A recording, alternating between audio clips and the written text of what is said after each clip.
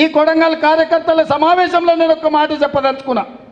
ఈ పార్లమూరులో ఈ 5 ఏళ్ళు ఏ ఎన్నికలు వచ్చినా నాకు అండగా నిలబడండి, రాబోయే 100 ఏళ్లకు సరిపోయే అభివృద్ధి చేసే బాధ్యత నేను తీసుకుంటా.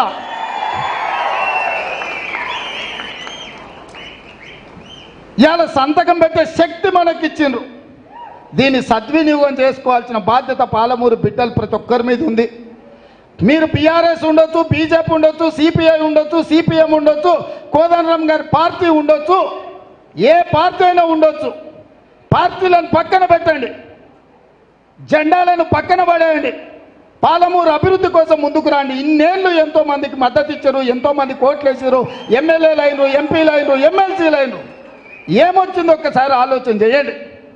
ఇవాళ మనవాడు సోనియమ్మ ఆశీర్వాదంతో ముఖ్యమంత్రి అయితే ఇవన్నీ పక్కన పెట్టి ఒక్క దగ్గర కూర్చొని ఎట్లా అభివృద్ధి చేసుకోవాలన్న ఆలోచన చేయాలి తప్ప ఎట్లా పడగొట్టాలి, ఎట్లా కాళ్ళలో కట్టె పెట్టాలి, ఎట్లా కింద పడేయాలని ఆలోచన చేస్తే ఇది మంచిదా?